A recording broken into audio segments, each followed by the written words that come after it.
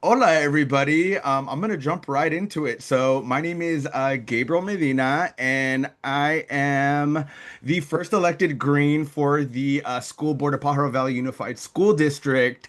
And I ran in 2024 against a Trump Republican because there was just this huge attack coming on ethnic studies within our community. And we saw the board at that time just really reducing access to curriculum that students find engaging and actually brings them to school.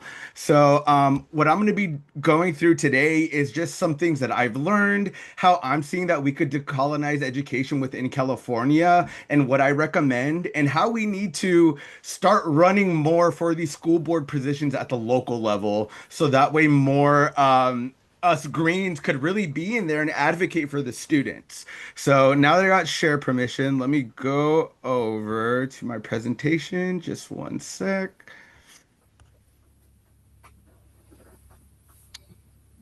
All right. And let me make sure everybody, I'm like going through it. Okay, cool. Awesome. So I'm going to get started on the presentation. So this is Decolonizing Education in California, a new vision for community-driven schools. And as Greens, we have a lot of values that are rooted within community, and being in a position of a school board trustee really lets you bring those out in terms of policy and resolutions and what we could do to impact the school community and really get students engaged with their education. So again, a little bit about me. I won in 2024. I represent a area that is highly agricultural. So if you know Driscoll's or Giant Berry or any of those agricultural distributors, that's a little piece of Watsonville where I'm from right there. And a lot of my families work picking these strawberries, the apples from Martinelli's apple cider. So my constituency is very diverse in the sense that we have mixed status families, and some are working within agriculture and some are working within just retail and other workspaces like that. And I do my best to really advocate for them because one thing that I noticed is not a lot of parents have the time to be engaged with these school board discussions or what's happening with their taxpayer money. So that's a little bit about me. And also, I put in bold because I just needed to that I am the only Green Socialist on a seven member board. And being one of the only ones that's advocating, it does come with some pushback, but I always think that's great because it expands the discussion that we could have and hopefully change people's minds.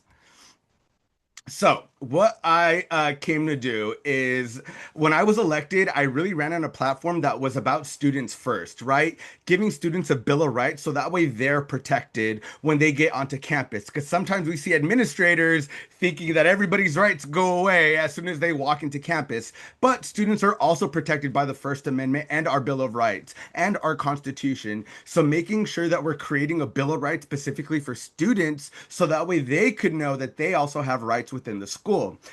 Bringing ethnic studies for every student, also wanting to boost attendance because we did see a decrease happen after COVID, and also safe, supportive schools with mental health support.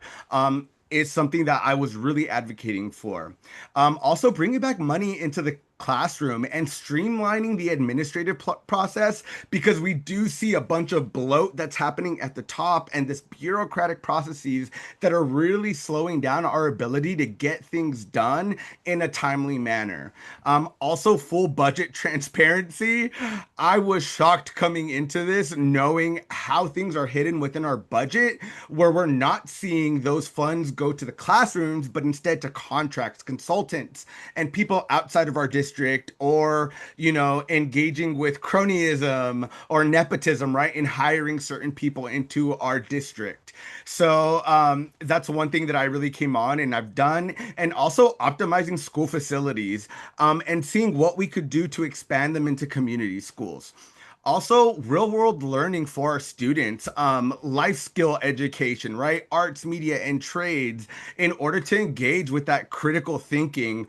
Also, bringing and tying the community with students so they know what support systems are out there, and collaborating with our local institutions like UC Santa Cruz, CSU Monterey Bay, and the local community colleges. So that way students know they don't have to go to a four-year institution. They could go to trade. They could start developing their skills right in school. And what we're noticing with the price of education, it is just ridiculously expensive right now. So we're seeing a lot of these Gen Z students go to community colleges or go into trade schools so that way they could get into working. So how could we have our high schools reformed or changed in a way that actually gives them that experience so that way they could get right into the workforce if they're not choosing to go into an educational institute like a 2-year or a 4-year college? And also just labor and community, right? Having strong connections with our labor partners, and getting them to identify issues that may not be coming right out of the central office, right? That we're hearing from, and getting their perspective on what's going on the ground. Also, transportation infrastructure and trying to see if we could transition to a 4-day school week. I know that was really controversial for some folks, but it was really popular with others once I explained how we could engage with a 4-day school week and what it would mean for our students to do that. So, why I'm here. So, today I'm going to show what one elected Green can do at the local level. Also, name what is being done to public education right now in California and at the federal level as well, and offer a framework for taking it back in terms of decolonizing education. And I also want to leave you with something you can use in your own community. So, if you're looking to run for board, you have those tools, and hopefully the motivation in order to do so. All right, so what does decolonizing education even mean? So, if we look at the model that education was brought under, it's a very power at the top and really centered there.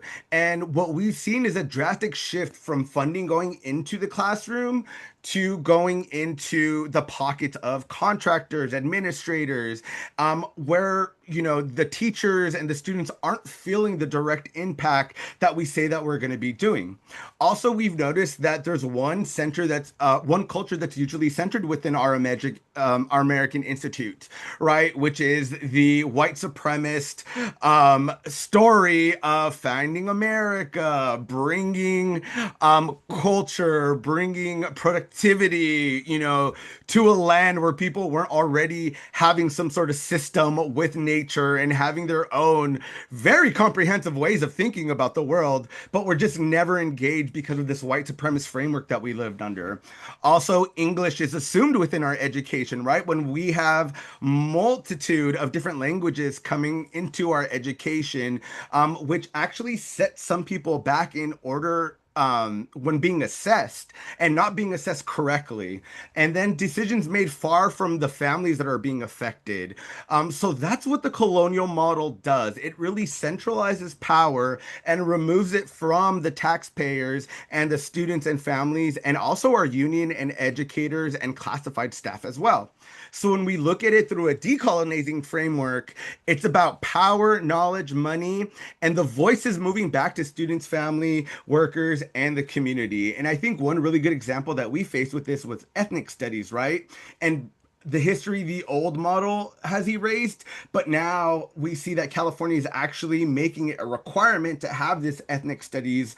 And that was due to us advocating, going to our local California House and Senate and advocating that we need more diversity in learning about who we are as Californians.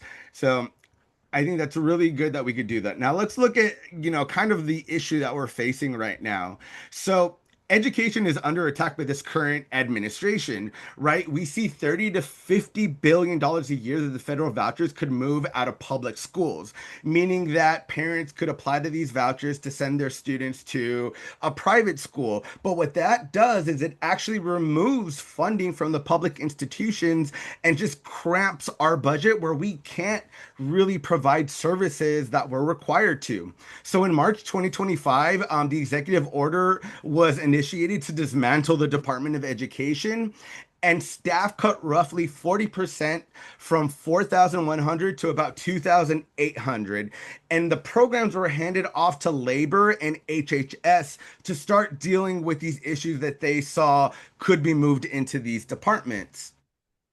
But what really happens in our communities when these cuts were being deployed was the cut hit the offices that protect our kids the hardest, right? Funding for arts, special ed, IDEA oversight was under threat, right? And then who pays? Low income students, English learners, students, and not only students with disabilities, but also our teachers as well. And we're seeing that happening within my area as well because of these cuts that are happening at the federal level.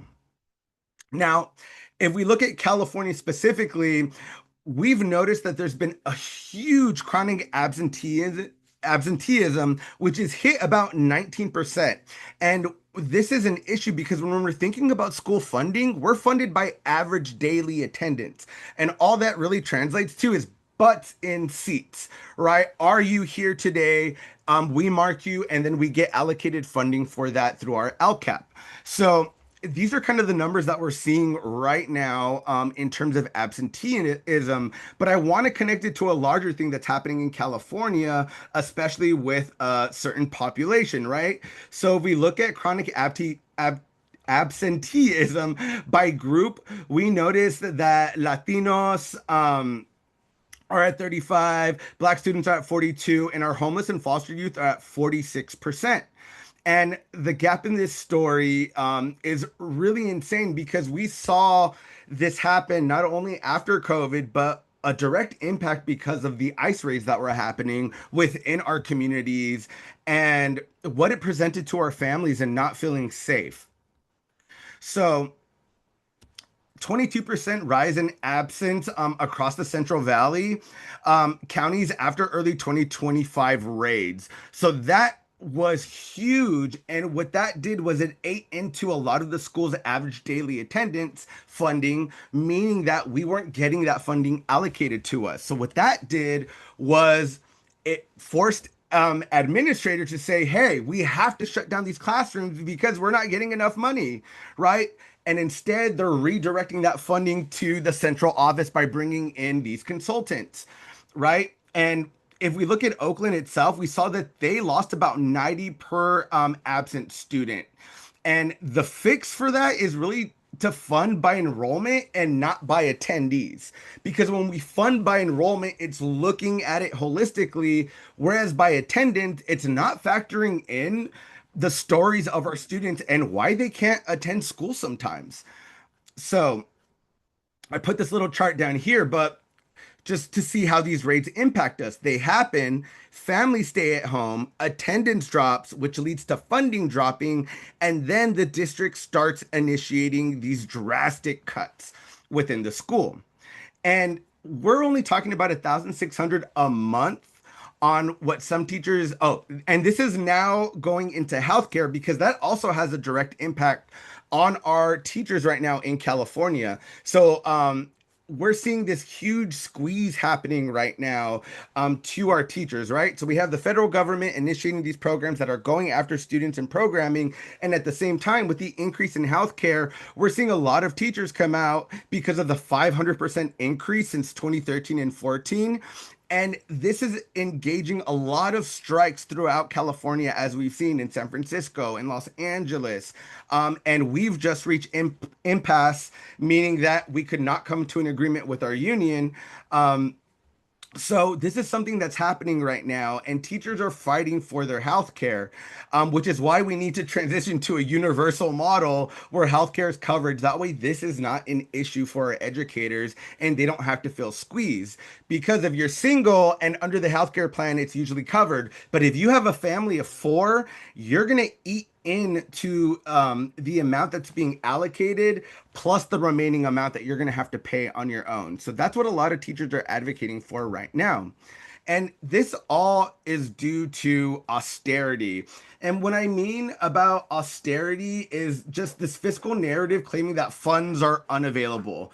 And what we see instead is cuts to classroom funding, staff, and layoffs, but an increase in administration, new cabinet positions, and consultants and outside contracts. And my whole spiel is money belongs in the classrooms. And I've been fighting for this in my district. We've currently added more cabinet level positions that are making over $200,000 within our district, while teachers right now are asking for a simple pay raise that they didn't get, which is why we're currently at impasse. So, this goes to say that power lives locally, and the federal department we see is shrinking in terms of being able to protect our students and our staff, and authority is shifting to states and local boards, which is why it's more important now than ever to really get involved within these discussions that are happening at the local board level. And the model that we really want to look towards is bringing more money in classrooms, not the central office, fund by enrollment, transition to a 4-day week that respects teachers' time, and also bringing in folks who engage with governance that answers to the community, not to the superintendent or the district themselves. And this is kind of what I've been doing in, right? Being a responsive trustee is what I kind of like going into in this term, right? So, being accessible, being transparent, and creating tools and systems that are actually helpful for your constituents to understand what's going on. Because remember, people in their daily lives aren't looking at everything that is going on within the school district, the city, and the state level. So it's up to us as elected trustees to give them that information that is digestible and allows them to really come to a conclusion about what is going on in our schools and whether or not they want to engage with that discussion so we could reform it, change it, or have a bigger, wider community discussion on that. Um, Also, I love showing up to campus visits. I host a lot of listening sessions, and I really prep before my board meetings to look through our agenda to make sure that nothing's being put in our consent agenda that just gets crushed and pushed through without us having, a conversation on how this funding is being allocated or how this aligns with our values. And also, be willing to be the dissenting vote when the community needs one. And I think this has worked out very well for me because I came in letting the community know that they're the ones that elected me and they're the ones that I am beholden to, not the district themselves or the superintendent. And I'm trying to also get our superintendent to understand that. And if you follow my TikTok, you know what's going on with the superintendent. It's kind of wild. Um, so and I say that because there is a cost to asking questions. One thing that I did was I showed up, I asked questions, I attended staff meetings at one of my schools where staff had filed a vote of no confidence in their principal.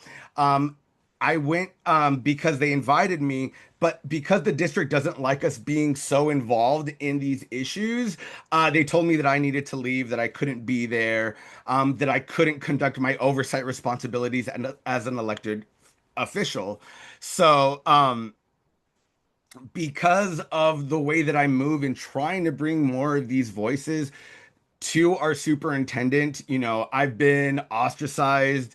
I don't meet with them one on one because they want to do it via phone, not through Zoom, or allow me to take notes, right? That way I could reconfirm what they're telling me to my community. I've had a censure launch against me, a stay away letter launched against me.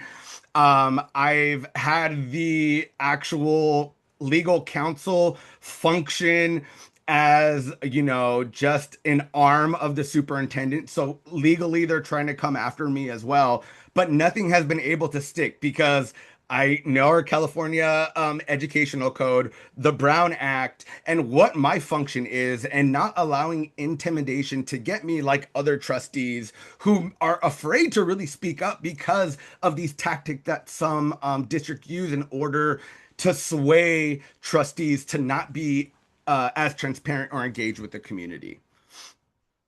So, one example that I want to give is the ethnic studies fight because this was an experience for me within my first year as being uh, an elected trustee, but also facing backlash for having a stance on an important issue. So in 2023, before I came in, the board killed our ethnic studies contract, citing anti-Semitism. And this was done by a local group within our community who had very strong feelings about us speaking about what was happening in Palestine, and then also just connecting that to colonialism and how it's impacted us as Mexicanos, Latinos within America, and showing that shared story. So in 2024, after that was voted down, the community really got together and organized and elected three new board members, myself and two others. And then that allowed us to reinstate the contract. But during that time, as we were having these discussions and moving towards votes, I was marked as anti Semitic by this group. I was doxxed. I had a lot of my information put out there. And to a lot of people that would really frazzle you, but when you're rooted in your values, those types of attacks kind of just go past you. I knew that I was fighting for something that was right. I knew that my values aligned with what I was advocating for, and I knew that this was important to our community because we've consistently had to fight to even just see ourselves within education, right? Especially after the Chicano movement in the 70s, where we were really pushing for reform and to bring Chicano studies and ethnic studies into our classrooms. So, standing with your values draws fire. That is the job, but it's never a reason to back down. It's actually more of a reason for you to stay and have that voice to convince the other board members and to try getting them onto your side. Because the one thing that you're doing as a board member is you're competing with the superintendent and the district office who's feeding you particular information, your union partners, and then you're having to draw a conclusion based on that information. So I think asking questions, being involved, and really having a pulse on what's going on makes you an effective school board member. So, because I was brought onto this board and because, ICE was something that was happening within our community, I was able to have a resolution stating that we're going to condemn ICE and any facilities or any workings of the local police department with them, and we want to ensure that our students are protected. We had a staff member at one of my schools with mixed status students come in with a Trump hat, and I had to address that, right? And it got me into this political battle about, well, how are trustees supposed to engage with community? And I say, when the community is bringing something to your attention, that is something that you need to engage with because they're bringing that concern to you, hoping that you could do something about it. And luckily, we were able to get that staff person out because their values just did not align with the school, and it was causing a lot of fear. And a lot of the other things that I was able to bring was Hispanic Heritage Month, recognizing that through resolutions, LGBTQ Month, History Month, Farm Workers Day. I'm still battling to get Arab American our a month recognized by our school, but because of the topic, they find it controversial, which I think is ridiculous. So also just knowing who you're putting into these positions and making sure they have a complete understanding that yes, we have a specific demographic within our community, but it does our students no justice to isolate them to that one specific culture. We need to expand it and diversify how we interact with that type of material. So another thing that we're trying to address is AI in the classroom. Right? We seeing that AI right now is promising us tutoring, support, and access for students who need it. But if we think back about the .com era, when I was still in school and people were pushing STEM on us, right? And now we're kind of seeing that happen again with AI being pushed onto students as a platform to utilize. But all that's doing is diverting critical thinking skills. And students need critical thinking skills before they engage with AI, if they're going to do that at all, right? And also, we need to be very careful about the bias, surveillance, student data that is being put into these that some schools are contracting with. So, another thing that we're doing right now as school boards is looking at how AI is being brought into the classrooms. I personally want to go back to old school pencil and paper, because being a millennial and growing up in that time and then having technology within my high school years, dramatic difference in terms of my attention span. And I'm really grateful that technology really wasn't that huge until I came into high school, because it benefited me so well just having that paper and pencil education in my elementary and middle school time. And then it kind of exploded in high school. But also media literacy and bringing that into the classrooms and being able to understand where we're sourcing information from. And the decolonial approach, human first, local guardrails, equity as the test. And it may be free today, but it's going to be billed tomorrow. And if a tool widens the gap, we do not buy it. Right? And also, remember this. If you are not paying for a product, that means you are the product itself. So always remember that. Um, Another thing that I'm really involved with is getting new school board members elected, right?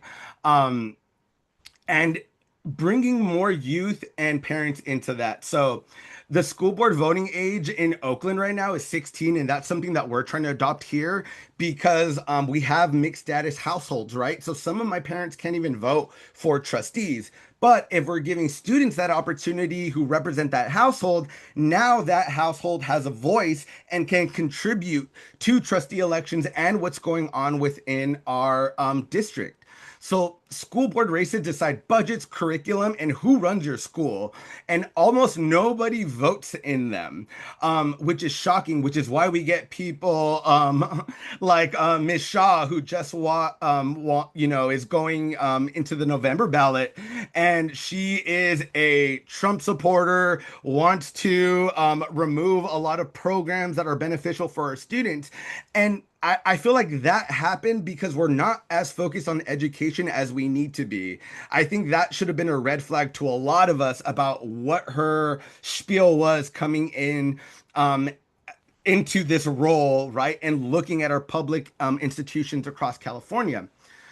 Also, I'm trying to expand our student voices. So moving from one trustee to three trustees, right? That way, each high school, if you have more, is really linked to a comprehensive high school within their district. So they could advocate and let us know what's going on within that specific high school through the student perspective. The one thing that I have trouble with is when a district tells us, oh, this is happening at all our high schools. Well, yes, and there are also unique things happening within each of these specific high schools that we should be tracking. So I think it's important for students to represent those high schools on the board and have a vote. Right now, our trustees can second a motion, but they can't vote. So I want to expand the number of student trustees that we have on our board, because a lot of times people who say they're for students will say, well, students want this, students want that. Well, we got a student here. Let's ask them directly how they feel about this. And that gives you more power to come in with your idea to say, no, look it, we got student representation and they're saying this.